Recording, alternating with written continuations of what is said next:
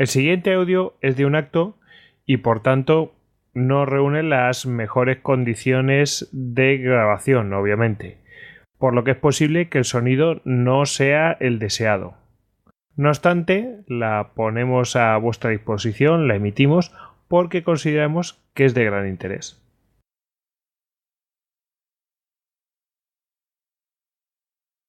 Buenas tardes otra vez, volvemos otra vez a seguir, nos quedan dos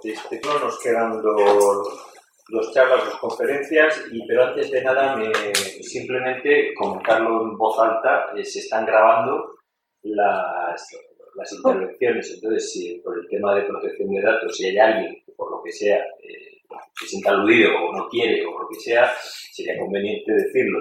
Damos por sentado. No, David, no. Entonces, en principio damos por sentado que nadie tiene ningún inconveniente. Si alguien lo tuviera, por favor que me lo diga, porque la intención es subirlo a un podcast y esto se sale. Con lo cual la palabra academia va a salir muchísimo, Segovia, nuestros nombres va a salir muchísimo, ¿no? Esperemos que haya miles de descargas y esto también es la última del año pasado, pues cerca de 40.000 descargas, que fue algo también interesante. Entonces queremos seguir esa línea de difundir y acercarnos a la sociedad española interesados en la historia militar. Entonces, sin más, ahora tiene la palabra la profesora Carmen Sanzallá, catedrática de la Universidad Complutense de Madrid, académica de número de la Real Academia de la Historia, y que no lo pone en el currículum, lo más importante es que a mí es muy buena amiga nuestra. Entonces nos acompaña realmente desde nuestros propios comienzos, estamos juntos en estas batallas de sucesiones y demás, ¿no? Galardonada con el Premio Nacional de Historia, por un trabajo sobre los banqueros y la crisis de la monarquía hispánica en el año 1640, una obra realmente, ahora ha publicado más recientemente sobre Centurión, un banquero del siglo XVII. ¿Y por qué está ella, si sabe tanto de bancos y de banqueros y demás, que hace en la batalla? Bueno, es una buena conocedora de la cultura barroca. Y la cultura barroca, tanto de manifestaciones literarias como artísticas. Y es una persona idónea para explicar cómo se construye la imagen de la batalla. Y esa imagen se construye desde el discurso político. Y el discurso político ahora se hace a golpe de declaración en la televisión o en el BOE, pues antes se hacía a golpe de palacio. Entonces, si se lee un palacio, se puede ver las claves de la estructura de poder, la estructura de autoridad y los discursos políticos. Entonces, tratar la batalla desde el punto de vista de los palacios me parece que es una cosa muy original y le agradezco que haya aceptado el venir. Cuando quieras. Muy bien, pues lo primero y antes de empezar, aunque sé que tenemos el tiempo limitado y intentaré atenerme a esa media hora como máximo que me han dicho los organizadores, pero no quería dejar pasar la ocasión de dar las gracias, de agradecer en primer lugar al coronel director Martínez Ferrer el que nos haya abierto las puertas de su casa. Es un honor estar aquí, conocer esta casa desde dentro. Señales que no se escucha. O no se oye. Pues esto está encendido en rojo, ¿no? No sé, teóricamente se debería escuchar, ¿no? ¿Se escucha al final? ¿Se oye? ¿Sí? ¿Se oye? Perfecto. Bueno, debía ser que no estaba bien orientado. Ya está. Bueno, pues estaba en el capítulo de los agradecimientos. He dado las gracias al coronel director, también, por supuesto, a los organizadores, desde Aitor Díaz, al que tardaba en contestarle los correos y él me perseguía amablemente para que contestara, y, por supuesto, a mis queridos amigos, compañeros, pero sobre todo amigos, Rafael Torres y Dolores Herrero. Compañeros de siempre, efectivamente, hemos compartido muchas cosas dentro de la universidad, dentro de la Complutense, fuera de ella, y es siempre un placer que los compañeros se acuerden de uno, porque también son amigos. Así que yo estoy encantada de estar aquí, y lo que siento y pido disculpas es no poderme quedar hasta el final. Solamente estaré esta tarde y me voy a perder todas las estupendas intervenciones que lo son de mis otros queridos compañeros que están aquí. Nada más. Paso directamente al tema de mi trabajo, que al principio pensaba que podía estar descontextualizado, pero la verdad es que la intervención de Hervé Dubrillon me ha venido realmente bien para hablar de las narrativas, porque de eso es de lo que yo voy a hablar, de narrativas a través del teatro del siglo de oro. Así, y después, por supuesto, la intervención divulgativa sobre Despertaferro está realmente bien, así que veo que estoy muy encajada y que no estoy fuera de lugar a la hora de hablar de lo que he venido a hablar aquí, que es del teatro del siglo de oro y las narrativas de la batalla.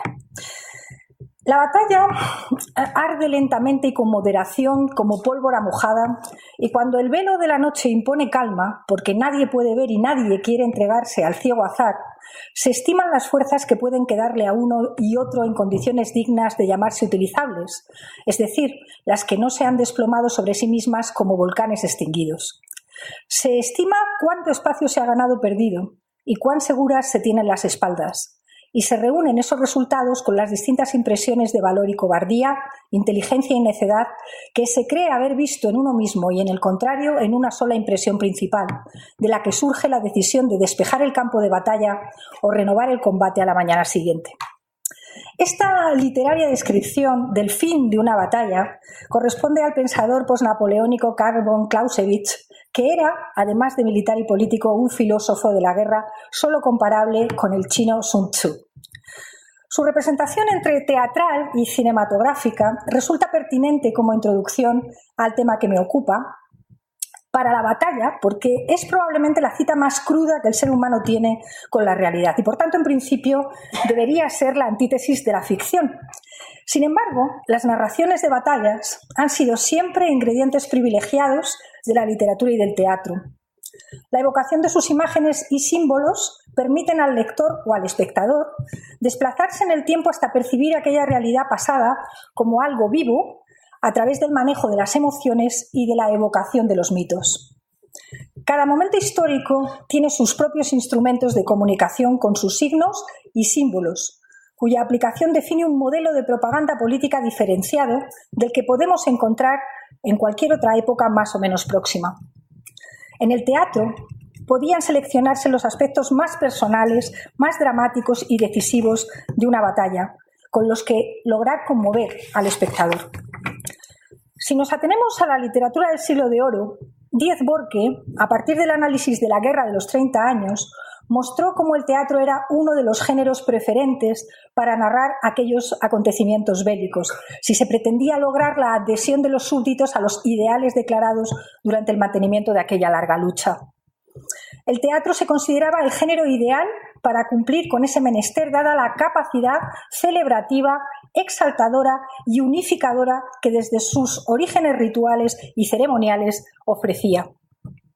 En particular, el teatro de corte, el teatro palaciego, que cuantitativamente supone el 25% de la comedia española de esta época, constituía un espacio privilegiado para la escenografía de batallas, no solo porque sus artífices contaban con más medios materiales para poner en el tablado un vibrante acontecimiento lúdico, sino sobre todo por los mensajes políticos y simbólicos que emanaban del poder en unas obras pensadas y codificadas para seducir a los sujetos pertenecientes a los círculos cortesanos a través de todos sus sentidos. No es mi intención, y además sería imposible por razones de espacio, de tiempo e incluso por lo fragmentario de los datos de investigación disponibles, hacer una relación completa de todas las obras palaciegas de contenido bélico que se representaron en los escenarios áulicos hispanos durante el siglo XVII. Aunque sería muy interesante, tampoco voy a dedicar mucho tiempo a describir los medios escénicos que permitían representar vívidamente los combates en el escenario. Baste decir que el problema práctico de cómo escenificar batallas sobre los tablados solía solventarse normalmente a través de la narración de uno de los personajes protagonistas que contaba lo que no se veía.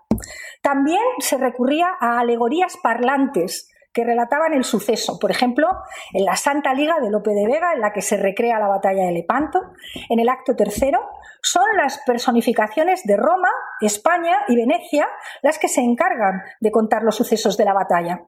Dice Roma: abriéndose van los turcos. España: la novedad los espanta. Venecia: qué gran daño recibieron. Roma: qué bien parece la armada. Don Juan la batalla guía, y de Lomelín y Malta cierran los dos lados fuertes las galeras artilladas que bien van por los costados, las de Venecia y el Papa, cargando con igual son de regla las anchas palas. Complemento imprescindible de la narración era la reproducción del estruendo propio del combate que se hacía entre bastidores. Con suficiente personal y maquinaria, los efectos del simulacro auditivo podían ser sensacionales, si bien las acotaciones... En fin, no va conmigo esto. He debido dar algún sitio, no sé dónde está, pero en fin. Estaba hablando de los ruidos de la batalla y esto es un ruido dentro de mi explicación. Decía que con suficiente personal y con suficiente maquinaria, los efectos del simulacro auditivo podían ser sensacionales, si bien las acotaciones que solemos encontrarnos en los textos y que hacen alusión a estos ruidos son mínimas. En las didascalias de las obras, las expresiones suelen ser tan escuetas como: suena dentro batalla, dase la batalla dentro, suenan dentro grita y voces de guerra. A veces se encuentra algún detalle más sobre el narrador en su coordinación con los ruidos de guerra. Por ejemplo, en el primer Conde de Orgaz y Servicio bien pagado de Vélez de Guevara, en el acto tercero, el Conde de Orgaz, tullido, está sentado en un escaño arrimado al vestuario para ver la batalla y desde un otero relata los vaivenes del conflicto en sincronía con los ruidos de las bambalinas. Es decir, combina la relación de sucesos en tiempo real con todos los recursos sonoros con los que cuenta el teatro. Otras veces la batalla comenzaba entre bastidores, fuera de la vista del público, y luego salía a escena llenando el tablado de movimiento. Casi siempre los combates se escenificaban en el espacio proescénico, es decir, en el tablado. Pero a veces se buscaba establecer una relación más estrecha con el público, de modo que, aunque en piezas excepcionales, los espectadores podían llegar a encontrarse inmersos en el rumbo, en el tropel, en el boato, en la grandeza de la representación de una batalla. Esto en Palacio. Fue el efecto utilizado en el Águila del Agua de Vélez de Guevara, que se estrenó el 4 de diciembre de 1633 en el Salón de Reinos del Palacio del Buen Retiro, cuando ante toda la corte también se recrea la batalla de Lepanto. Se necesitaron 2 compañías de representantes completas para su puesta en escena, además de un número indeterminado de músicos, galeotes y turcos, es decir, en un momento determinado podía haber 50 personas en el escenario. En su acto tercero, una de las didascalias más completas que hemos encontrado nos indica parte de los efectos que envolvieron al público. Vuelven a sonar cadenas y ruido y éntrense, y tocando el clarín se descubra una galera que en la parte que más a propósito fuere, pintada de medias lunas blancas y un estandarte en la popa azul con las medias lunas blancas también y la cola del caballo, y diga Luch Ali, turco sobre la proa. Entonces empieza a hablar el turco. Pero como decía al principio, más que explicar cómo se reproducen las batallas en los escenarios palaciegos del Siglo de Oro, me interesa hoy hacer una incursión cualitativa del género que nos permita entender, entre otras cosas, las razones para traer ciertas temáticas a los interiores de palacio y cuál era su concreto tratamiento. En contra de lo que pudiéramos pensar, el teatro palaciego asumió un altísimo grado de contemporaneidad en las obras de género bélico. Desde el punto de vista de los temas abordados, la comedia palatina del siglo XVII, en su incesante búsqueda de asuntos y temas, recreó la historia antigua, Grecia y Roma, por supuesto, la Edad Media pontificia, o el imperial y mucho más cercano siglo XVI, con la amenaza turca y los cautiverios del norte de África, presentados a través de una cronología transversal, de lo más antiguo a lo más actual. Pero también hubo espacio, y muchísimo, para tratar los conflictos italianos y los flamencos, con la Guerra de los 30 años de fondo. Esto quiere decir que no se obviaban los acontecimientos más cercanos. Yolanda Fernández Pérez, catedrática de la Universidad de Ámsterdam, propone que hay unas 35 obras estrenadas durante el siglo XVII que fueron de ambiente flamenco y trataban el conflicto de Flandes o abordaban el tema del enemigo neerlandés. En palabras de otros estudiosos, por ejemplo de Catherine Gies, comedias como El asalto de Maastricht de Lope o El sitio de Breda de Calderón fueron creadas fundamentalmente como obras de aventura de tema bélico para ofrecer el relato dramatizado de hazañas militares de los heroicos soldados que alimentaban la reputación de la monarquía hispánica. Según su tesis, era un teatro que festejaba las victorias y obviaba las derrotas, aunque vamos a ver que esta afirmación tiene un punto matizable. La mayor parte de los personajes que aparecen en este tipo de teatro, sobre todo los militares, son la encarnación del Miles Christi. Excelentes soldados, valientes, leales, invencibles, superiores a los de otras naciones y extremadamente fieles a su rey y a la fe católica.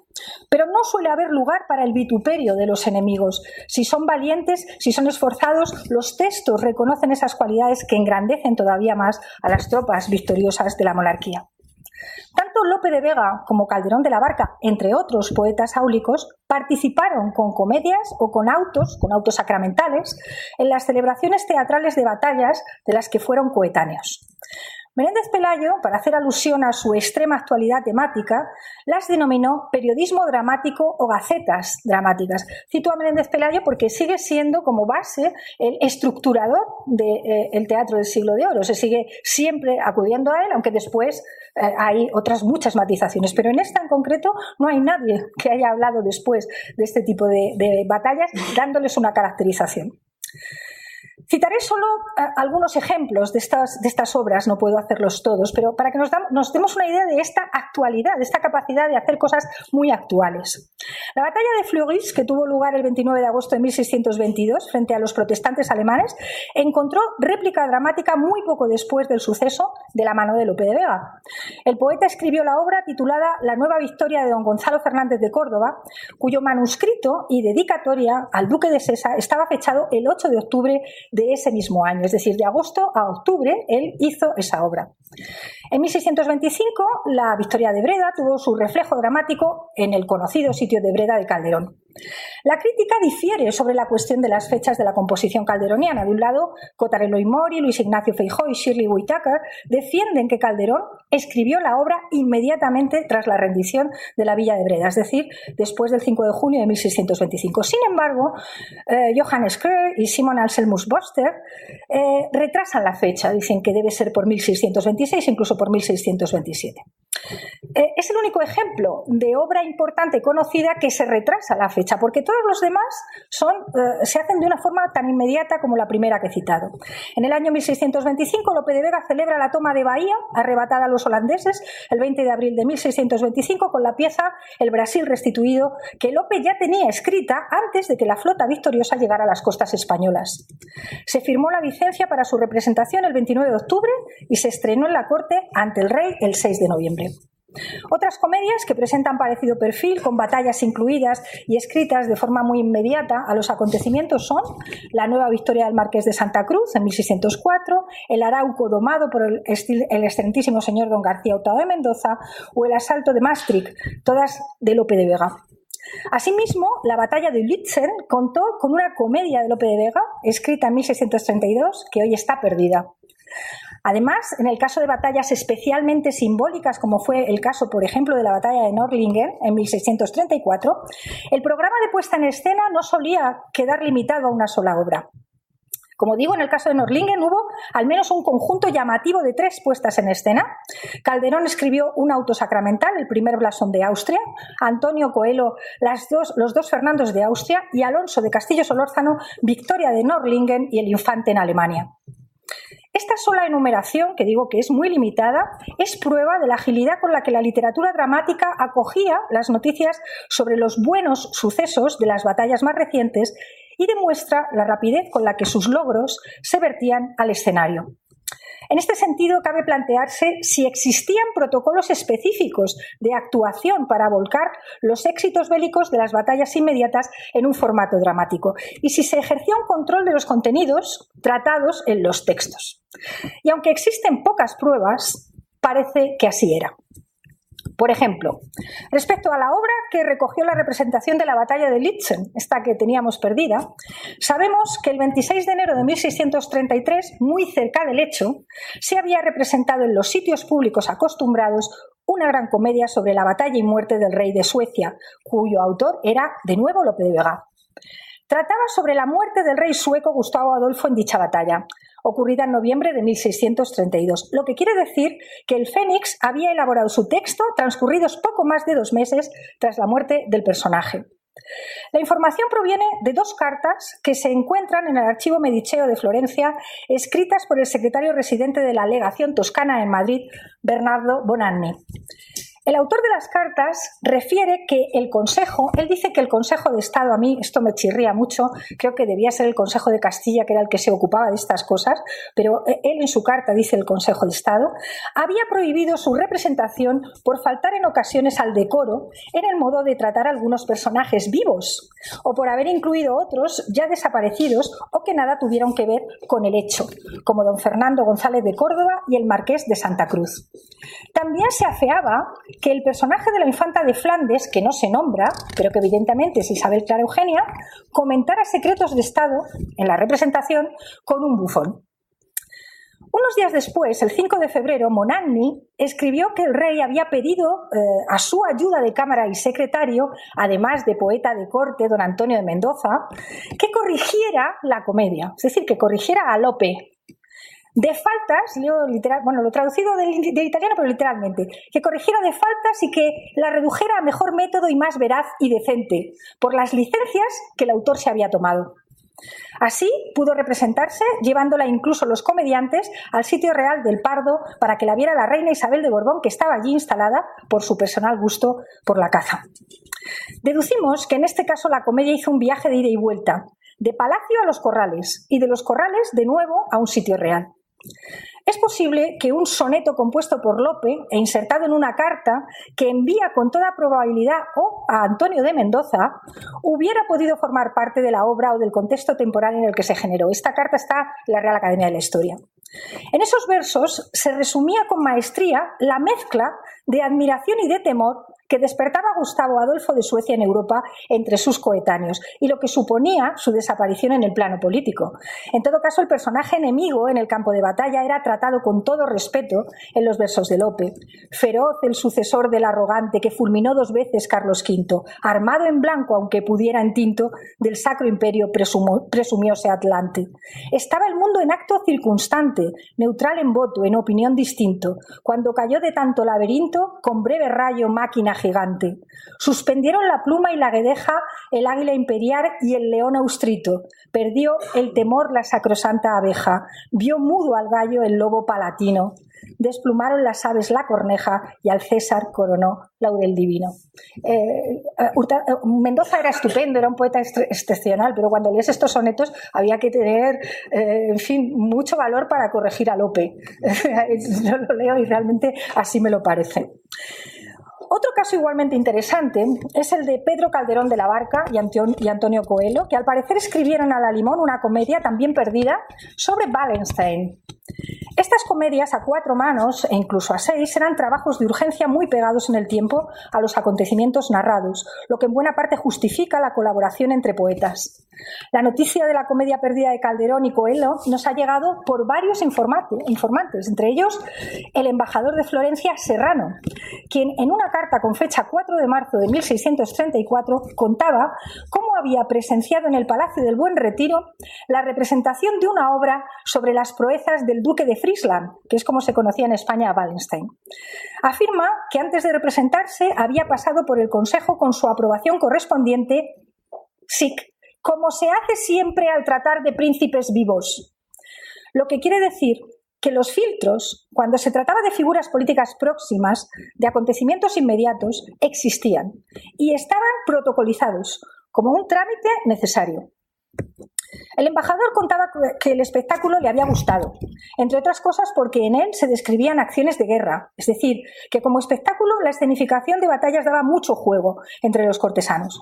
Tras destacar el episodio de la derrota del rey de Suecia, es decir, de Lützen, valoraba el respeto con el que se trataba al personaje, ya que se celebraba su valor y el de sus capitanes. También le llamó la atención que no se hablara ni bien ni mal del rey de Francia ni de ningún francés. Otra prueba indirecta sobre los protocolos de representación de batallas en los escenarios palaciegos alude a la obra de Vélez de Guevara La mayor desgracia de Carlos V, que incluía la puesta en escena de la batalla de Argel, es decir, de la jornada de Argel de 1541, es decir, de una derrota. Sin embargo, no hay que entender esta representación de un fracaso bélico teniendo en cuenta que el relato se había concebido en 2 partes, de modo que los contenidos de La mayor desgracia se complementaban con otra pieza escrita por don Diego Jiménez de Enciso titulada La mayor hazaña de Carlos V, que con toda probabilidad se representó al día siguiente y que representaba la grandeza de ánimo del emperador en el momento de su abdicación. Esto era un mensaje que estaba viendo el príncipe de Gales, es decir, un día una cosa y otro día otra. Ambas obras se estrenaron en Alcázar en 1623 ante Felipe IV y, por supuesto, el príncipe de Gales, que estaba viajando, como todos sabemos, de incógnito. Fue la compañía de Antonio de Prado, uno de los empresarios teatrales y director de compañía más exitoso del momento, la encargada de la puesta en escena. Tras su representación en Palacio, Prado tenía previsto presentar la obra en el Teatro de la Cruz de Madrid y, de hecho, lo había anunciado con antelación para asegurarse el éxito de público, con carteles, con tamboriles, es decir, cómo se hacían estas cosas. Sin embargo, el protector de comedias, que dependía del Consejo de Castilla, por eso digo que lo del Consejo de Estado pues me resultaba raro, le prohibió hacerlo. Con toda probabilidad porque había algo que no se consideraba adecuado o decoroso para llevar a los corrales de comedias. Las consecuencias de la prohibición se tradujeron en un motín de los espectadores del Corral de la Cruz, según un testigo presencial. Este día, habiendo empezado en el Corral de la Cruz la primera parte de la comedia de Carlos V, salió Prado, que así llaman al autor. El autor es el empresario de las comedias, no es el que escribe, sino el empresario, el que pone en marcha todo el espectáculo. Bueno, pues salió Prado a decir que tenía orden de no hacer comedia de quien podía mandárselo, que por amor de Dios le perdonasen, que él haría las que quisiese o que devolvería el dinero. El corral estaba lleno y amotinóse la gente de manera que, pidiendo a voces la de Carlos y viendo que no la querían hacer, quebraron 96 bancos con las dagas, sin dejar ninguno de provecho, y los tafetanes del vestuario los hicieron pedazos. Y no contentos con esto, tiraban pedradas a los representantes. El Consejo de Castilla 2 días después dio permiso para representarlas a puerta franca, es decir, sin cobrar la entrada. El hecho de que se ofreciera 2 días después puede indicar que transcurrió el tiempo suficiente como para advertir o retocar el texto de manera que pudiera ser aprobado en su contenido por el protector de comedias y solventar el problema surgido en el teatro público, aunque no lo sabemos con certeza. Que las autoridades permanecían atentas a estas cuestiones y que había consecuencias, podemos apreciarlo por un escrito firmado en Valladolid en septiembre de 1601, por el que sabemos que otro autor de comedias famosísimo, Nicolás de los Ríos, otro de estos empresarios, fue sancionado el año anterior prohibiéndole que actuase en Madrid por haber molestado al embajador francés con los contenidos de una de sus representaciones. Resta incluir en este apretado resumen los ciclos representativos de batallas en las que la monarquía no interviene directamente y que, sin embargo, capitaliza como propias, con un programa profuso de representaciones teatrales palaciegas. El más llamativo en este sentido fue el dedicado a las célebres victorias cristianas acaecidas en 1683 y 1686 frente a los turcos, que festejaban la resistencia del segundo cerco de Viena y la toma de Buda, a las que no voy a poder referirme, pero que son realmente interesantes. Será en otro lugar, pero simplemente recordar que Vances Candamo, que es el comediógrafo oficial en ese tiempo, se dedica en cuerpo y alma a escribir estas obras, y también Fajardo y Acevedo escriben comedias de este tipo, todas acumuladas en un periodo de tiempo muy, muy corto.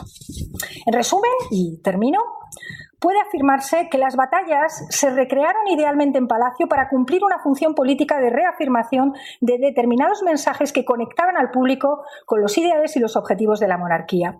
En el caso de las obras que representaban los combates más cercanos en el tiempo, tras el desenlace favorable en los campos de batalla, la función de los textos dramáticos palaciegos consistió en fijar las imágenes y símbolos más espectaculares de aquellas acciones. Aparecían en ellas personajes invencibles, insertados en episodios bélicos decisivos y necesarios. En definitiva, las batallas escénicas permitían celebrar resultados que siempre tenían un final feliz y victorioso, y cuyos efectos en el ánimo de los espectadores podían alargarse en el espacio y en el tiempo a través del lenguaje simbólico, más allá de su propia contingencia. Muchas gracias.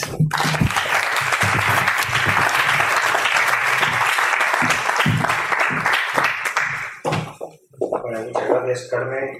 Y por último, la última en intervenir, María Dolores Herrero Fernández Quesada, también compañera profesora de la Universidad Complutense, muy buena conocedora de historia militar y buena conocedora de la artillería española. En realidad, ella sola podría dar el simposio solo de artillería porque realmente lo sabe todo. no solo de la artillería española, sino también de la artillería desplegada en ultramar, lo cual le hace tener ese punto de comparación que siempre es útil. Tenemos también la fortuna de conocer y disfrutar de su amistad y sobre todo pues, muchos proyectos en marcha, muchas ilusiones y todo esto y nos anima a seguir trabajando.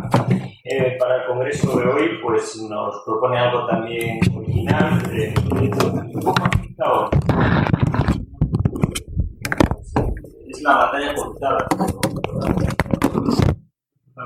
Que a veces, por razones muy en sus memorias, para justificar pues, una subida, para una promoción o simplemente para justificarse ante los directores. Pero no siempre se deja para justificar el propio de carrera, el propio servicio. Entonces, a partir de una fuente relativamente original, tuvimos un relato muy original. Entonces, yo creo que merece la pena estar atentos a esta nueva forma de ver la batalla. Gracias. Muchas gracias. Son las 7:20.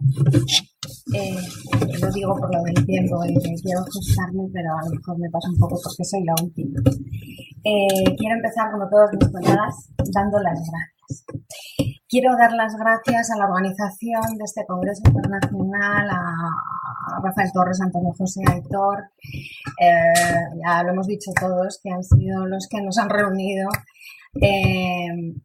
aquí en la Academia de Artillería, y también quiero, claro, dar las gracias a la Academia como anfitriona y al coronel director Martínez Ferrer por alojar un congreso que lleva el título de renovar y difundir la historia militar. Estoy feliz de estar en el aula Loigorri, García Loigorri, primer laureado del arma de artillería por la batalla de Alcañiz en la Guerra de la Independencia.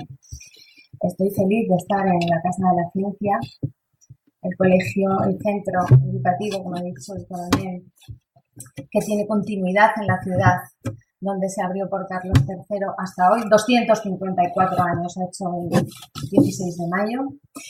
Y estoy feliz también porque la organización pues, me permite compartir este atril con colegas que son auténticas autoridades en la historia militar, que les admiro muchísimo. Amigos también, y compañeras como Carmen Sanz, que bueno, nos vemos en otro foro, que no sea contar créditos o estar en un tribunal de fin de grado o de un tribunal de fin de máster, etc. Finalmente también estoy muy contenta porque entre el público tengo gente muy conocida, amigos conocidos, amigos de mi familia y gente de la época en la que yo trabajé aquí, porque yo tuve el honor de trabajar en el patronato del Alcázar de Segovia en una plaza que se abrió por oposición. Y finalmente, si me permite, porque como estoy un poquito emocionada, voy a decir que estoy muy feliz también porque entre el público está mi hijo Miguel y les aseguro que en un año difícil, por ejemplo, pues es la mejor muleta que nadie puede tener. Gracias. Y empiezo. Cuando yo inicié mi tesina en la biblioteca de la Academia de Artillería de Segovia, consultando fuentes impresas en primera instancia sobre Felipe. Luego me dediqué a la ciencia, a la técnica en el siglo XVIII y, claro, fundamentalmente al Colegio de Artillería. Porque en manos de la monarquía, las academias militares y singularmente esta, y la de los guardias marinos, ¿por qué no?, fueron herramientas para la introducción de la ciencia y la técnica en la España ilustrada. Y no la universidad, sino precisamente los colegios militares. Por lo tanto, yo he trabajado desde el punto de vista de la investigación histórica, la ciencia, la milicia, las actividades científicas, científico-técnicas. Empecé con la parte más dura de la artillería en la tesina, en esta biblioteca, que fue la técnica, los materiales, la artillería de ordenanza, y ya a partir de ese momento quedé vacunada, y seguí. Seguí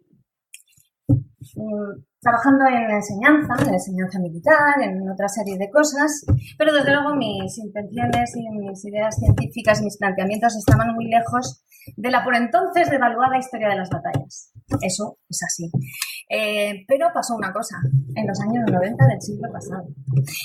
Pasó que me llamaron del Ministerio de Defensa para hacer una obra coral, con otros autores, claro, de alta divulgación, todos poníamos cara de asco, sin notas al pie y tal, al pie de los cañones. La artillería española encantada.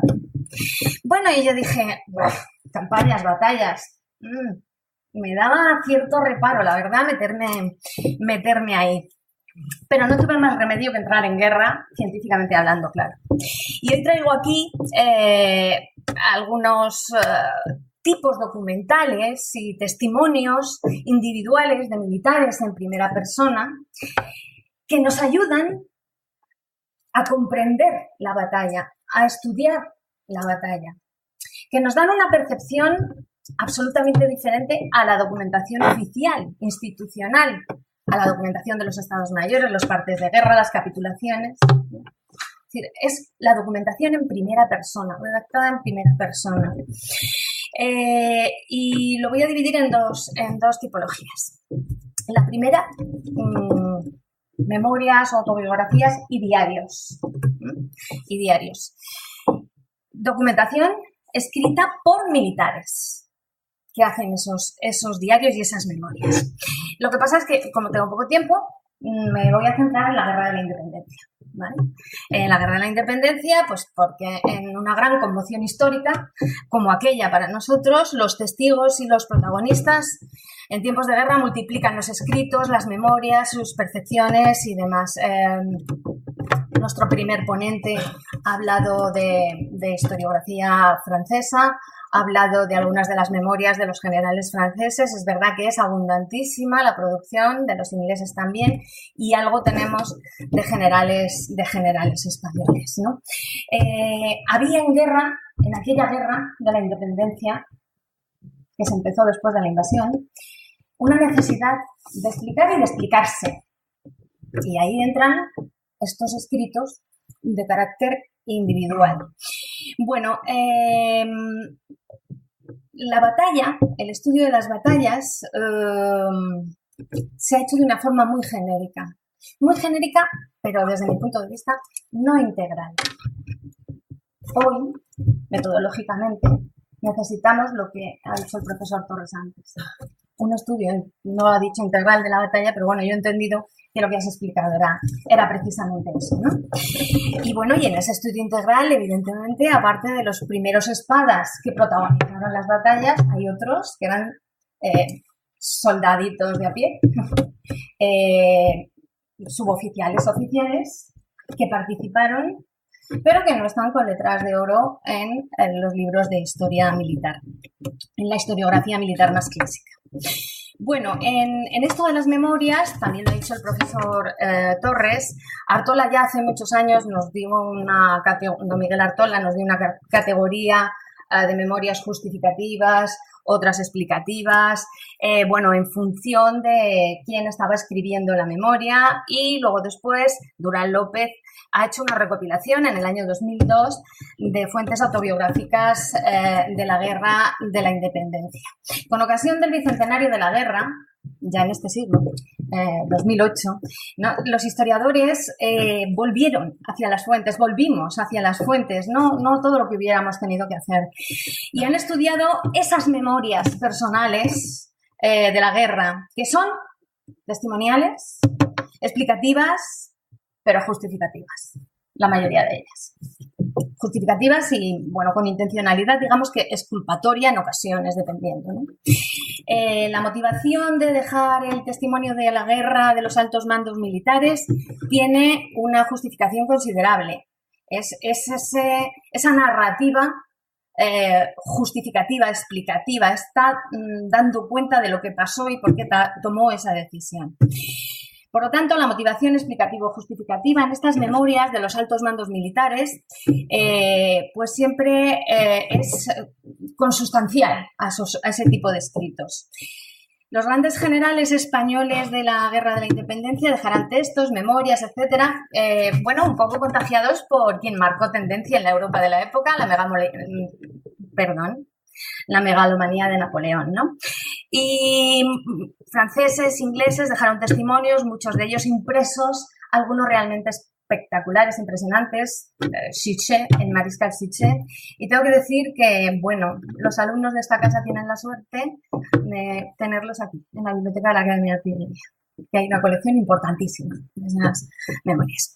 El caso español. La cúpula militar española hizo memorias. Hizo memorias, son muchas, pero hizo algunas. ¿Cómo no las iba a hacer Palafox? Pues, lógicamente las hizo. Girón. Redactaron sus vivencias, sus memorias, sus recuerdos de la guerra, las operaciones o las acciones, explicándolas. Lo decía el primer ponente, bueno, explicando por qué se ha tomado una decisión y una orientación en un momento puntual, etcétera, etcétera. Bueno, si yo no lo veo.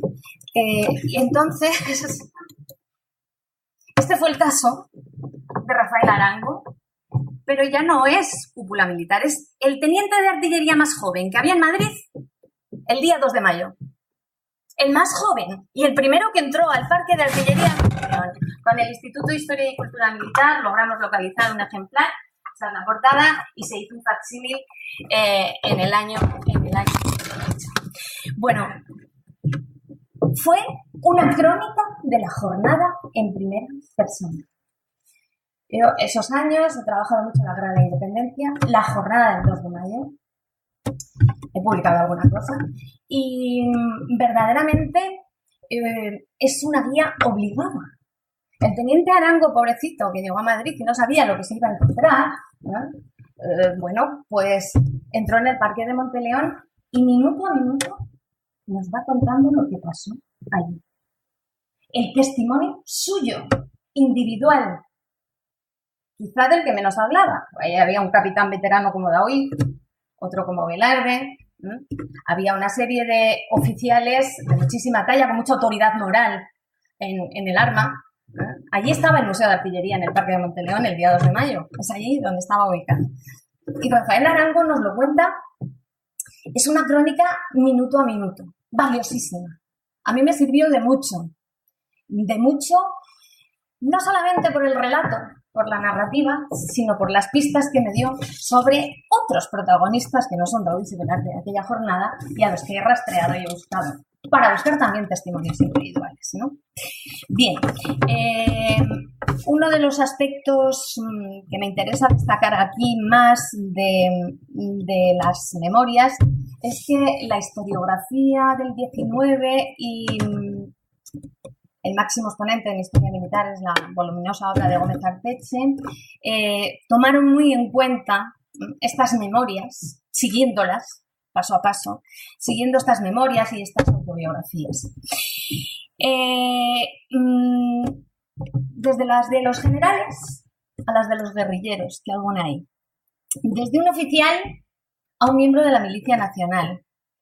Y cruzar esta documentación individual nos permite contrastar las informaciones y descubrir matices importantísimos que no hemos encontrado ni en la documentación oficial, evidentemente, ni en otras fuentes que quizás son más asépticas, digamos, y desde luego mucho menos personales e individuales. Por lo tanto, el proceso de análisis comparado de textos memorialísticos nos dará una visión en singular, en primera persona, más amplia y realista de los hechos de la guerra, ¿no? Estos testimonios individuales tienen, los que yo he podido consultar, están redactados en primera persona. No hablo de los grandes generales, hablo de los demás, a los que no conocemos. Y nos dan una visión de la batalla mucho más epitelial, mucho más cercana a los acontecimientos, con frecuencia con un impagable nivel de detalle que no podríamos ni imaginar. En el caso de las memorias y los diarios de militares españoles que combatieron en la Guerra de la Independencia, estaban en contacto con una información, claro, profesional estrechamente vinculada al devenir de la guerra. Pero, como todos sabemos, el devenir de esa guerra produjo una dispersión de documentación. Hay cosas que no sabemos y que estos testimonios individuales nos ayudan a comprender, nos ayudan a llenar los huecos, a entenderlo un poquito mejor. Pero las memorias, la mayoría de ellas se quedan impresas, o sea, salen impresas, otras quedan manuscritas, pero la mayoría han salido impresas de los sitios de Zaragoza, un montón, bueno, en fin. La mayoría están impresas de esas memorias, pero estas memorias en primera persona no pueden ser, para un historiador, el único testimonio de estudio de la batalla. Testimonio individual. Tiene que haber otro. Entonces yo me voy a decantar hoy entre memorias autógrafas y diarios y tal por un diario. Me voy a decantar por un diario que es el diario del teniente coronel de artillería Pablo Miranda, jefe de la artillería de Gerona en los sitios de Gerona en la Guerra de la Independencia. Ahí tienen la portada y este diario está en la biblioteca de la Academia de Artillería de Segovia. Es uno de los manuscritos que se conservan en esta biblioteca. Diario donado por su hijo, don Diego Miranda, que también estudió en el Colegio de Artillería, y al ver la potencialidad de la información que tenía el diario de su padre, estoy hablando, dense cuenta, en singular, y ahora voy a hablar en plural, pues lo donó a la Academia, a la biblioteca de la Academia, que siempre ha sido, bueno, pues el centro, en la biblioteca, en torno al que se han focalizado, digo históricamente, las actividades científico-técnicas y la enseñanza en el colegio. Bien, hace 6 años, este diario, o sea, en 2008, no, 10 años, este diario lo edita la Academia de Artillería en facsímil y hace 100 ejemplares únicamente, bueno, pues como conmemoración de la Guerra de la Independencia. Yo tuve la suerte de tener uno que me lo regaló el jefe de estudios, el coronel Manolo Vázquez, amigo también. Y es un diario día a día, el jefe de la artillería de Gerona, 1808-1809, en los 3 sitios sucesivos, detallado. Me he transcrito el diario entero. ¿Por qué? Porque decidí que mi ejercicio, mi proyecto de investigación para mi oposición a profesora titular en la Complutense iba a ser sobre los sitios de Gerona, los testimonios individuales y el diario de Pablo Miranda. Pero traigo una sorpresa. Por eso lo he elegido, claro. No es un diario, que son 2. En la biblioteca está catalogado como un diario, ¿vale? Pero son 2 diarios. El primer diario es este, que es el diario que tiene que hacer el teniente coronel Miranda. El diario del jefe de artillería de la plaza, ¿no? Con apéndices, no solamente relatando día a día, sino apéndices en los que él recoge, por ejemplo, la relación de los oficiales del cuerpo de artillería que se han hallado en la plaza de Gerona durante el sitio que se ha sufrido, con expresión de las graduaciones. Todo eso viene, ¿sí? Todo. La relación del estado de la artillería de bronce en dicha plaza y sus fuertes, tanto montada como desmontada. La relación de baterías que durante el sitio de dicha plaza han colocado los sitiadores hacia ella, es decir, los franceses. Bueno, y tantos apéndices más, digo que lo tengo transcrito, por eso lo traigo aquí, tantos apéndices más. El teniente coronel Miranda da la cifra de disparos de cañón exacta, total, al final de los sitios. Luego entonces nos encontramos con que es un diario propio de un militar, un jefe de la artillería, de unos sitios dramáticos. Los sitios de Gerona fueron realmente dramáticos. Y ya está. Un diario de un profesional, aséptico. Aséptico, sin más. Lo que pasa es que el hijo donó lo que parecía el manuscrito y eran 2 manuscritos. En este facsímil se habla viene aquí, una tabla de explicación al mapa, pero no se hace énfasis en el mapa. Hablaba de la importancia de los mapas, Javier. Vale, Javier. Bueno, pues él hace un mapa, ya lo ven ahí arriba, este es el encabezamiento que pone. Esto no se reprodujo en el facsímil. ¿Y el segundo diario? ¿Cómo hace Miranda un segundo diario? Bueno, pues el segundo diario, además de este testimonio profesional de un artillero en primera persona, que lógicamente no tiene opinión, pero sí que apunta cuando los altos mandos del Ejército de Cataluña se están confundiendo. No están haciendo lo que tienen que hacer con Gerona. No están auxiliando a la plaza, el general Blake y otros, ¿no? Eso lo contiene el primer diario. El hallazgo del segundo diario, yo es que empecé a investigar en esta biblioteca el siglo pasado, entonces investigué muchísimo. Y tengo los dos diarios desde entonces y los he transcrito. Bien, por eso lo aporté en mi oposición. El hallazgo del segundo diario es una sorpresa tremenda, ¿no? Es el mismo diario, el mismo autor, pero presenta es como si sobre la percha del primer diario él colgara este segundo diario. Sobre una estructura de un profesional de la milicia, de un artillero, cuelga un segundo diario. Ambos han permanecido inéditos. Ni Gómez Arteche los vio. Es decir, es interesantísima la información, ¿no? Y en ese segundo diario, el testimonio individual de los sitios. Antes comentaba el primer ponente que, claro, una batalla no es lo mismo que un sitio es totalmente diferente que una batalla en un campo abierto. Bien. Los sitios son dramáticos, es un espacio muy cerrado y Miranda lo que volcó ahí fue la enorme implicación de la población civil en la defensa de Gerona. Hasta límites insospechados. Y cómo la población civil, la esposa de un militar del regimiento de Ultonia, fue al general Álvarez de Castro y le dijo, esto hay que defenderlo, cree una compañía de mujeres. Y se creó la primera compañía de mujeres de Santa Bárbara. Tengo una publicación sobre eso. La primera unidad femenina, solo femenina, la creó allí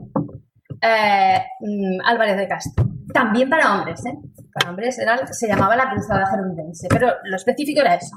La historiografía más clásica y decimonónica dicen que eran las camilleras de Gerona, no eran camilleras, no eran camilleras, estuvieron defendiendo donde hacía falta. Entonces Miranda nos habla de eso, nos habla de la población civil. Enfatiza la resistencia de la población civil, que fueron todo uno con la guarnición militar, la dureza de los sitios, ¿no? Y algo de lo que hemos hablado antes, hablaba el coronel. En este segundo diario, no sé si porque él tenía un hijo artillero y había estudiado en el colegio, decidió extenderse un poco más en la parte pedagógica y nos expone las lecciones de la guerra, las lecciones de los sitios. ¿Qué lecciones se sacan después de los sitios de guerra? Pero bueno, él hace mucho hincapié, decía, en la parte de la población civil, ¿no? De los sitios de Gerona, cómo se implicaron en la defensa, los muertos que hubo, cómo funcionaba la compañía de mujeres de Santa Bárbara, etcétera, etcétera, etcétera. Bueno, todo, absolutamente todo, lo tiene recogido ahí. Tanto que esto es el precio de mercado en una ciudad sitiada donde estaban muriendo de hambre y de disentería. Entonces, una gallina, es la subida de los precios. En la peor parte de una gallina pasaba de 280 reales a 380, ¿vale? Pero aparte de eso se darán cuenta que uno de los animales más codiciados es el gato por encima del perro. Y me parece que estaban por ahí las ratas y no sé qué, no me puedo detener. Hasta ese nivel llega el teniente coronel Miranda. Apasionante, de verdad. Es indiscutible. Ya, ahí no. Me voy atrás. Es indiscutible que los diarios en primera persona de los militares nos aportan una percepción, unos matices totalmente diferentes que, evidentemente, en la documentación oficial, como decía al principio, no podemos subdividir, es imposible recoger, ¿no? Y por otra parte, he elegido otra tipología documental, porque no de memorias ni de diarios vive el hombre, otra tipología documental propia de la institución militar, y la he elegido por mi propia experiencia, por el libro Al pie de los cañones. Cuando me dijeron, venga, que tienes que... Hice 8 capítulos al final. Entonces, venga, los artilleros en campaña, desde los Reyes Católicos a la Primera Guerra Carlista. Vale, pues muy bien. Y yo iba a la historiografía clásica, Clonar, Varado, toda esta gente. Y bueno, pues después todo se repetía, estas cosas del corta y pega, no había ordenadores, pero se hacían, ¿no? Entonces yo dije, esto no puede ser. Hice una propuesta de defensa y les dije que me permitieran hacer un capítulo, porque querían un resumen bibliográfico. Yo les dije que no, que a mí o me dejaban investigar o no, que yo hacía un capítulo piloto investigando en las fuentes y en los expedientes de los militares a ver qué encontraba. El Archivo General Militar de Segovia tiene todos los expedientes de los oficiales del Ejército de Tierra, tropa, ¿no?, que está en Guadalajara. Y entonces, allá que me metí, porque yo llevo toda la vida investigando en ese archivo. Y el expediente personal, bueno, pues trae una información amplísima. Pero dentro del expediente personal, mi sorpresa, que es la que quiero compartir con ustedes hoy, porque yo he venido aquí a contar mi experiencia y cómo he localizado los testimonios individuales, ¿no?, de la batalla. Mi experiencia es que en un documento, en principio, que nos puede parecer tan telegráfico y aséptico como la hoja de servicios de un militar, a ver qué pasa. He traído la de David, claro. Bueno, pues en un documento como este, que empieza a ser obligatorio con los ejércitos permanentes de Felipe V y ya la formación del expediente personal a partir de Carlos III, es como el DNI del militar. Todos los datos profesionales, arriba el nombre, apellidos, el cuerpo al que pertenece, subteniente, teniente, no sé qué, no sé cuál, es como su DNI profesional. Pero después, en el anverso, nos encontramos... bueno, es que de David tenemos 2 hojas. La de 1791, solo 2, y la de 1806. Pero en el reverso he puesto para cotejar el reverso de las 2 hojas de servicio de David. Todos 24 años, partía a Sevilla, soltero, siempre soltero, hasta el final, el día 2 de mayo. Soltero tal, es a propósito o no. Y fíjense, en 1791 dice inteligencia en tropa, dice en regular. Inteligencia en tropa, 1806, bien. Luego ya después ya no hay hoja de servicios. Bien, pues esto sería la primera página y luego este es el reverso, he puesto anverso, ¿no? Es el reverso de las hojas de servicio. Pero lo que me interesa de las hojas de servicio es esta parte que es el final. Después de los datos profesionales y demás, nos vamos a encontrar con un epígrafe que se llama campañas, batallas, acciones de guerra en que se ha hallado y mandos que ha tenido. Pues dicen que estuvo en la guerra de tal o en la de los Pirineos. No, ¿qué va? Esta hoja de servicios es del artillero don Joaquín de la Pezuela, primer marqués de Viluma, virrey del Perú. Y en la parte de batallas, campañas, acciones de guerra y no sé qué, hay más de 4 páginas y media, casi 5. El nivel de detalle y lo que nos explica, y he traído esta porque es una de las más largas, es realmente impresionante. Y gracias a que yo me metí expediente a expediente, hoja de servicios a hoja de servicios, de verdad pude hacer una historia de la artillería en campaña en los capítulos que me tocaban, incorporando el testimonio individual de cada uno de aquellos artilleros. Y eso no era fácil. Eso no era fácil porque, se conocen las guerras. Les enseño para que vean. Servicios particulares, esto es el final después de 5 páginas. Título, porque le dan el título de primer marqués de Viluma por la batalla de Viluma, que aparece descrita de maravilla, y la acción de la artillería. Título, condecoraciones y purificación, Fernando VII, como agradecimiento. ¿Vale? Como agradecimiento. Bien. A ver, bien, pues entonces decía que esto no fue fácil, pero fue absolutamente gratificante desde el punto de vista de la investigación, porque esos artilleros que habían estado, por ejemplo, ¿no?, en la guerra de los Pirineos, en la campaña del Rosella, ¿no? Pues ¿qué se sabía? Pues ahí tenemos las memorias de los generales, historias también muy generales de las campañas de los Pirineos. La artillería, bueno, sí, que un artillero cogió su pieza, disparó y mató directamente a un general francés, pero a partir de ahí no sabíamos nada más. Bueno, pues es muy importante, porque me fui buscando uno a uno a aquellos artilleros que habían participado en la guerra de los Pirineos y resulta que la batalla de Pontos fue fundamental la artillería y es el laboratorio donde se prueba la primera artillería ligera en España, en campaña. Por lo tanto, es importantísimo. Ni les cuento la guerra con Portugal, que fue muy breve, pero de ahí tenemos gente interesantísima y de ahí salen los miembros realmente del primer Estado Mayor de los ejércitos que crea Godoy para hacer unas nuevas ordenanzas, aunque luego se disuelve y ya será el general Blake quien lo cree en la Guerra de la Independencia, pero el primer Estado Mayor, y está formado por artilleros. Pero ¿y la expedición a Dinamarca del Marqués de la Romana? Los artilleros, pero fueron artilleros, no fueron artilleros, pero realmente bien. Yo he tenido la suerte de encontrar un estado de fuerza de la artillería en la primavera del año 1808 en el expediente personal de José Navarro Sangrán.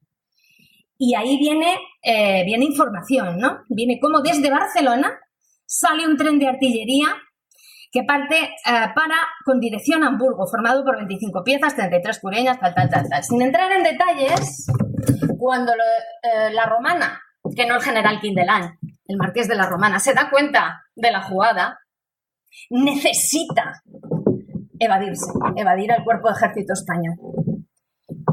Y va a elegir a 2 artilleros para las misiones más delicadas, las misiones de espionaje, de cómo estaban desplegados los demás, para poder ver por dónde podían hacer la marcha para España. 2 artilleros no suficientemente conocidos en la historia del arma, José Guerrero Torres, por cierto, amigo íntimo de Velarde, y el subteniente de artillería a caballo, Manuel Zacares. Eso fue una auténtica sorpresa y no les puedo contar todo lo que hicieron, pero les aseguro que gracias a sus hojas de servicio sabemos que los artilleros también estuvieron en la expedición a Dinamarca y fue realmente impresionante.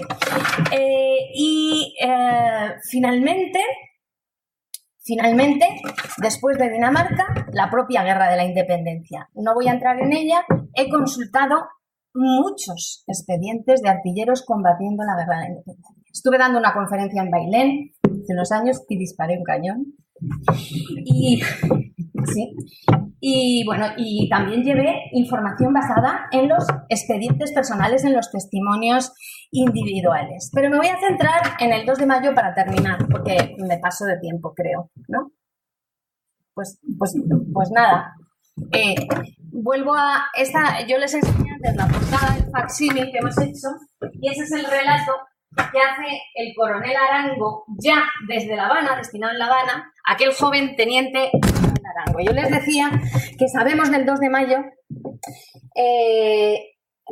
precisamente minuto a minuto por este testimonio. Por este testimonio y los nombres que salen ahí.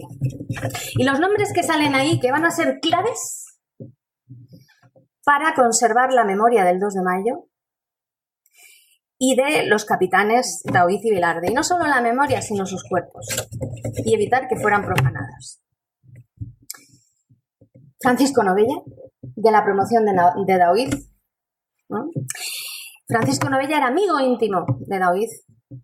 Y viendo cómo se ponían las cosas, Daoíz había depositado en casa de Novella, documentación. La famosa confabulación de los artilleros que desveló Pérez de Guzmán y Gallo existió, y todos estos estaban en el ajo, perdón por el lenguaje coloquial que tengo que acabar. Entonces estaba Francisco Novella, que cuando mueren Daoiz y Velarde muere en el sitio y ya saben que le desnudan completamente.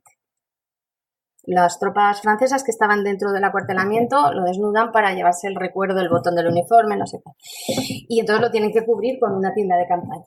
Pero Daoiz lo llevan en una escalera a modo de camilla a su casa en la calle La Ternera y fallece allí. Entonces poca gente podía saber dónde iban a ser enterrados para evitar profanaciones, ¿no? Pues Francisco Novella es el que se quedó con la llave de la caja ataúd de Daoiz. Y se la entrega personalmente a García Luigorri al acabar la guerra para hacer el traslado de los restos a San Isidro. La documentación personal y profesional de Daoiz la conserva Novella y como Novella se tenía que ir destinado a ultramar, la va a poner en manos de otra persona que tuvo muchísimo que ver en el 2 de mayo, oficial de cuenta y razón de artillería, Manuel Almira, que tenemos la calle de aquí detrás de la academia que se llama Almira. Este señor trabajaba codo con codo y también he visto el expediente y por todos ellos he podido reconstruir. La Academia de la Historia me encargó la biografía de Daoiz recientemente y ha sido una satisfacción enorme poder sintetizar todo esto, ¿no? Y esos señores, Novella, Almira y demás, tenían su expediente personal, tenían su hoja, y gracias a su hoja de servicios, y gracias a esa documentación he podido seguir el periplo, no solamente del día 2 de mayo, con Arango de la mano, también la confabulación de los artilleros previa, y después el devenir, los avatares de los cadáveres, ¿verdad?, del enterramiento y demás. Bien, a través de los testimonios personales de los militares, a través de los testimonios individuales, no necesariamente de los generales, ya lo han visto, hemos hablado de diferentes graduaciones. Cuando me pidieron hacer la historia de la artillería en campaña y estudiar las campañas, pues yo descubrí que ese epígrafe que les he enseñado en las hojas de servicio era un auténtico filón de información, además contrastada fehacientemente, rubricada por los mandos, y lo he querido compartir con todos ustedes en un congreso como este que se llama Renovar y difundir la historia militar, y en una ponencia como la mía que se titulaba En primera persona. Muchas gracias.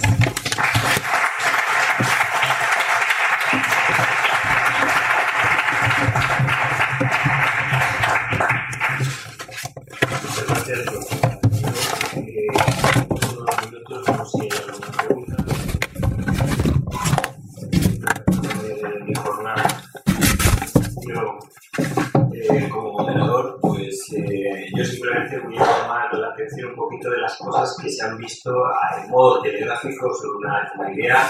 Yo creo que la ponencia del profesor Trevillón ha puesto encima de la mesa, o puesto en el atril en este caso, un tema que no se suele tener en cuenta cuando se trabaja la batalla, y es la diferencia entre la batalla y la campaña.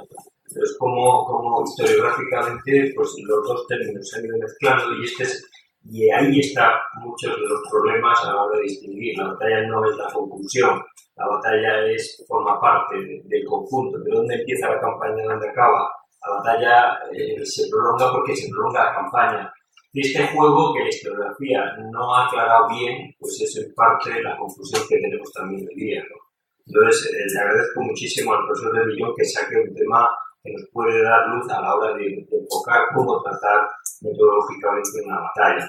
Al profesor Gómez Valero creo que nos ha puesto la miel en los labios, es decir, se puede hacer una divulgación de un altísimo nivel sin renunciar un ápice a lo científico, es decir, realmente se puede hacer y creo que los ejemplos que nos ha puesto se puede, y si hay que ir a Turquía, se va a Turquía, pero no nos quedemos con la posibilidad de confrontar puntos de vista, porque lo sano es eso, cada uno asume sus ideas, las firma, pero se confronta.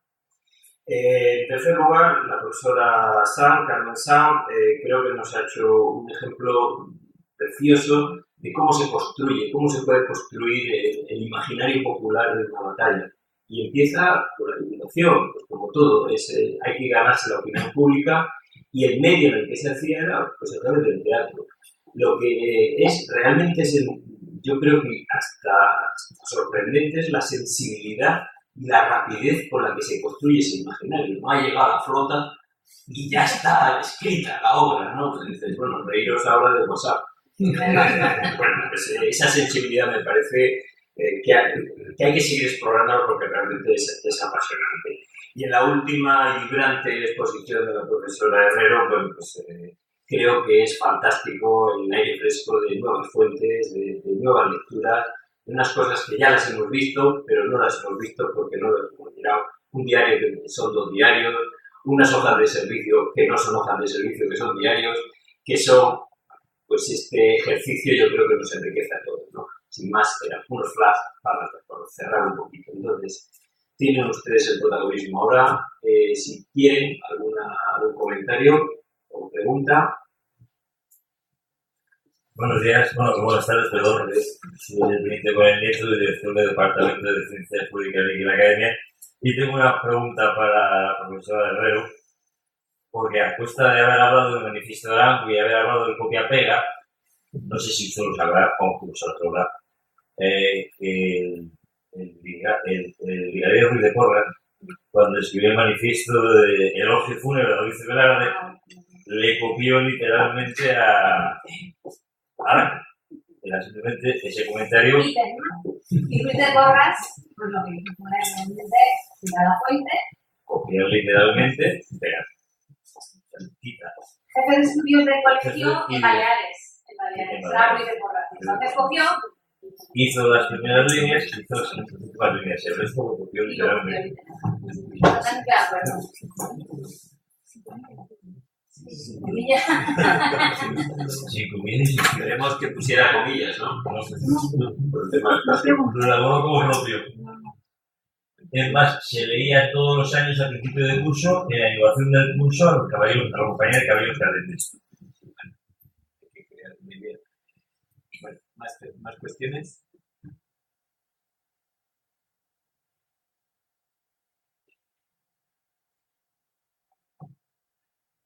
Sí. Bueno, antes de estar aquí en su día, yo fui profesor de la Escuela de Estado Mayor del Departamento de Operaciones y quería comentar que el tema de batallas, campañas y operaciones es un tema que está de gran actualidad en el sentido de que lo que es una batalla, lo que es una campaña y lo que es una operación es un concepto fluido y que ha venido evolucionando. De hecho, ahora hay un debate que sigue un poco en Estados Unidos que dicen que el arte operacional no existe. Es decir, que ahí al final ha ido evolucionando. Hubo un momento en el que ya estaba la táctica y la estrategia. Nadie hablaba de arte operacional. Con Napoleón ya se empieza a hablar un poquito del arte operacional. Creo que se ha dejado de ver, pero simplemente es comentar que esos conceptos son los conceptos fluidos. En el siglo XIX había unos conceptos, en el siglo XX han ido variando y ahora mismo pues no se sabe muy bien. Hay publicaciones en Estados Unidos que dicen, dicen que el arte operacional, en fin, esto es un debate muy largo, pero hay quien dice que se lo está comiendo, hay quien dice que el arte operacional es una excusa para aquellos que no tienen estrategia, hablando de estas campañas de Afganistán, donde los ejércitos occidentales van ganando batallas y al final pierden la guerra. Entonces es un debate vivo, pero no solo desde el punto de vista histórico, sino que es un debate desde el punto de vista de por qué hay campañas o operaciones, que no está claro, que no se ganan. Es decir, que es un debate vivo y no es solo algo de historia, sino que realmente el ejército de Estados Unidos y en general los ejércitos occidentales le estamos dando un poquito la vuelta a esto. Y luego comentar, aunque me imagino que lo saben, pero por si acaso tengo el atrevimiento de comentar, aunque yo sé que sí que lo saben, que aquí en Segovia, dentro del Alcázar, creo que está previsto que vayan a ver el Museo de Artillería, pero también está ahí el Archivo Histórico Militar, que si no lo conocen, pues la verdad es que sería una pena que no estuvieran. Creo que uno de los ponentes de mañana es un oficial, Germán Segura, que está destinado allí precisamente al Archivo Histórico Militar. Entonces, bueno, pues él seguro que puede hacer algo que puede ser de su interés. Igual ustedes ya han ido 40 veces y ya lo han visto todo. Pero bueno, ahí al final, la verdad es que nunca ha estado más porque, como comentaba, eso es un tesoro inextinguible.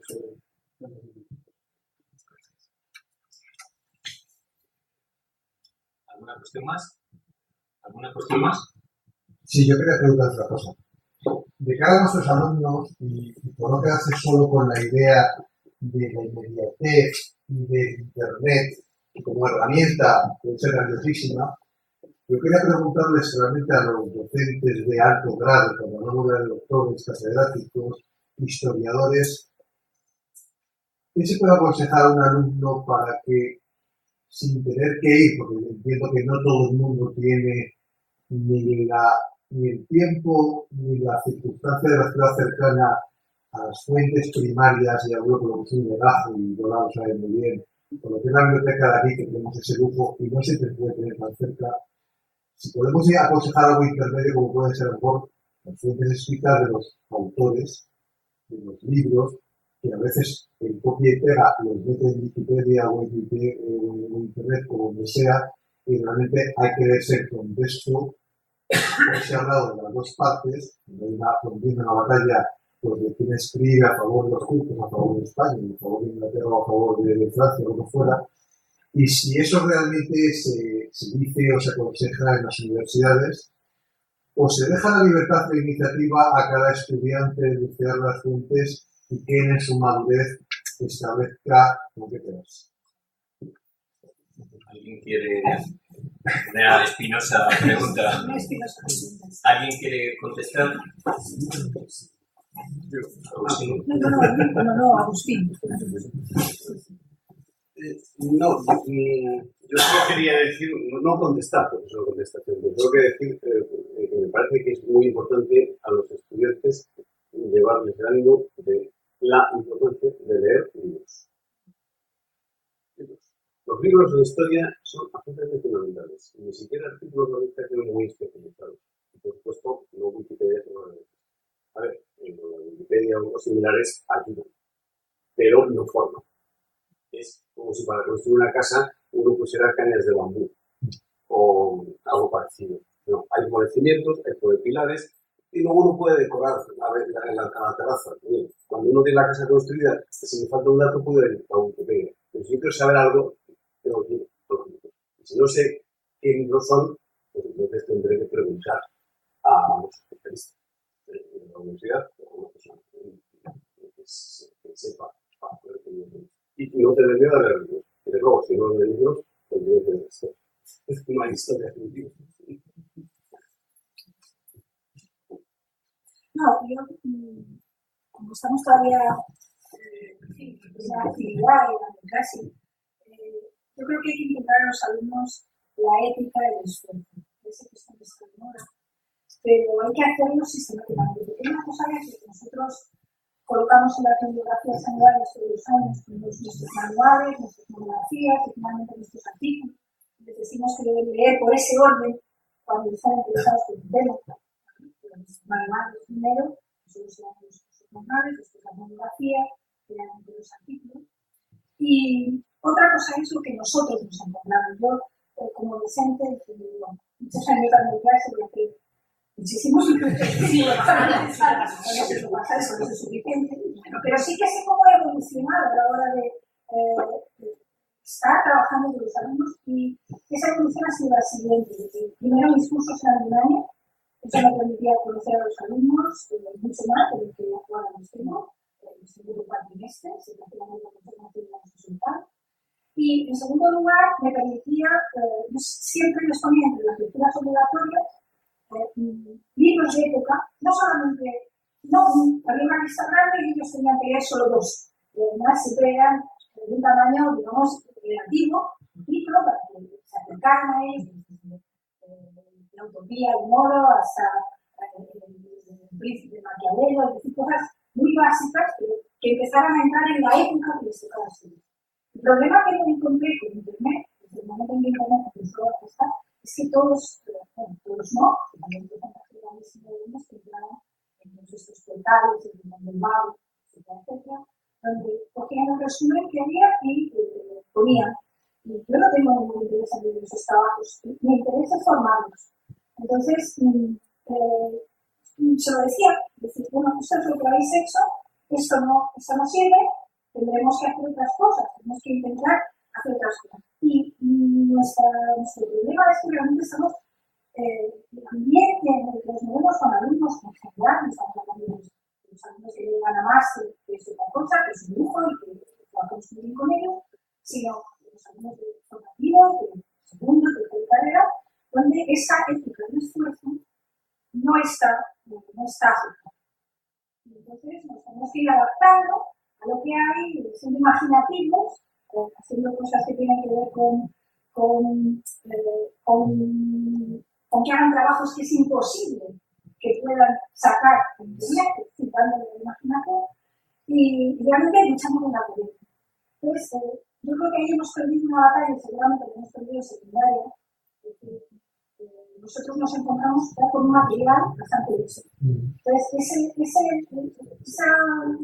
esa batalla la hemos perdido en secundaria. Había que sacarla, pero la realidad es esta.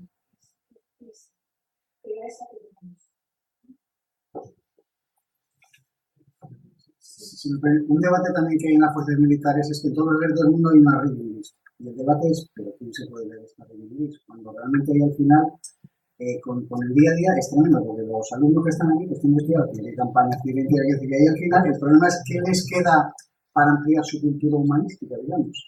Entonces yo, ahí al final, aunque no me paguen, yo digo que aunque sea un sucedáneo, si os cogéis el despertaferro, que decir que ahí al final, para empezar, pero lo digo completamente en serio, que decir que ahí al final, yo modestamente he escrito sobre la batalla de Rocoral, entonces ahí al final, pues hay un artículo sobre la batalla de Rocoral, y yo después de haberme leído un montón de libros dije, caramba, qué síntesis más buena. Es decir, que ahí al final, digo eso como otros que ha habido por aquí, yo lo digo porque no hay nada como un libro.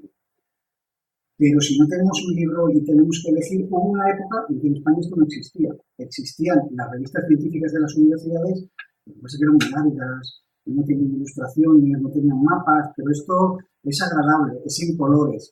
En fin, que ahí al final, como un libro nada, pero si andamos cortos de tiempo, como es el caso de los alumnos de la Academia de Artillería muy corta, bueno, pues para empezar no está mal. Y a partir de ahí, en la bibliografía que pone al final, para el que quiera ampliar, pues ahí. Buenos consejos. Yo creo que son buenos consejos. Yo de todas formas añadiría, ya puestos a dar consejos como gratis, pues el problema es que tenemos exceso de información. Ese es el problema grave. Tenemos exceso de información y falta gravísima, al menos lo digo aquí, pero en la universidad, yo creo que falta gravísima de criterio. No tiene criterio. Está todo en Internet. Cuando está todo en Internet, la pregunta es ¿cuál es lo importante? ¿La primera página o la que hace mi trade? No tiene criterio.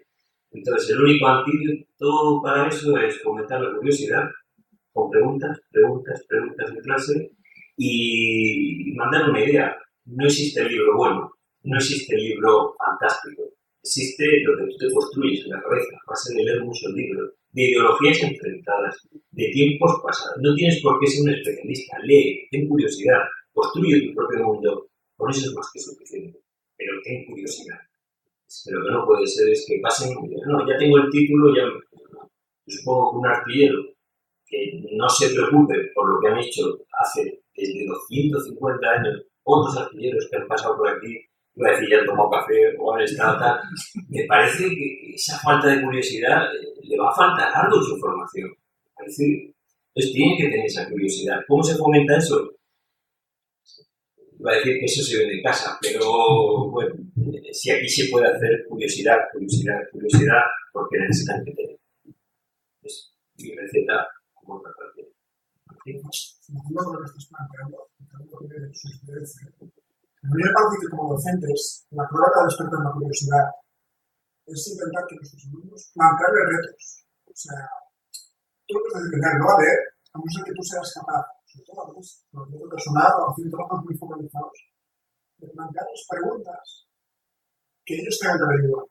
Pero hay que ilusionar, o sea, yo creo que la crisis puede ser los alumnos, puede ser la secundaria, como planteabas. Pero al final el reto lo tenemos al docente, si tenemos que leer. Como acá, podemos con reading list, no leerás, porque no hay una pregunta, no hay un reto, no hay, te has preguntado por qué. Entonces, no te dan pistas. Yo creo que la manera de fomentar la lectura de nuestros alumnos, yo creo que mi experiencia, llevo años, de mi edad, pero con primero segundo de carrera, que efectivamente es el perfil que tú decías. O sea, yo pongo lista de bibliografía, así de no saber nada. Eso sí, me hace trabajos concretos, monográficos, que ahí me van a ver bien, porque esos trabajos no se responden con la Wikipedia. En Wikipedia ya lo he leído yo antes. O sea, Wikipedia es para seguir la lección. En la medida que mantenemos restos, en la medida que nos ponemos preguntas que exprimen su interés y quieren la relación entre pasado y presente, de repente ellos me van tirando. Porque yo recuerdo que al vivar las armas en el 17, saber el teatro moderno en la época, pues de repente, yo te estoy escuchando, pensando, esto es hoy en día el papel de la prensa. Es opinión pública. Pero es que la guerra de la publicística están haciendo la publicística. Pero de repente, ¿cómo el Estado ejercía el control sobre la opinión pública? Con el teatro, lo que tengo en el privado. Pero uno, mira que ves un teatro que dices, ¿qué tiene que ver? No tiene que ver con la guerra de hoy en día. Mucho. Porque era la manera como un Estado tenía el control de la opinión pública. No la opinión pública. Un Estado de opinión pública. Cuando un alumno consigue plantear un reto así, de repente lo que de Vega tiene interés. Porque estás analizando lo que de Vega y estás analizando cómo la prensa manipula la guerra hoy en día. Es el mismo problema. Entonces tiene interés buscar lo que de Vega en el tema de la prensa. Entonces una vez dices, bibliografía, lo que de Vega. Yo creo que ahora es lo que de Vega. Aquí si son iguales salen los hombres. Cuando la pregunta es, ¿prensa privada? ¿Opinión pública? ¿Qué tiene interés?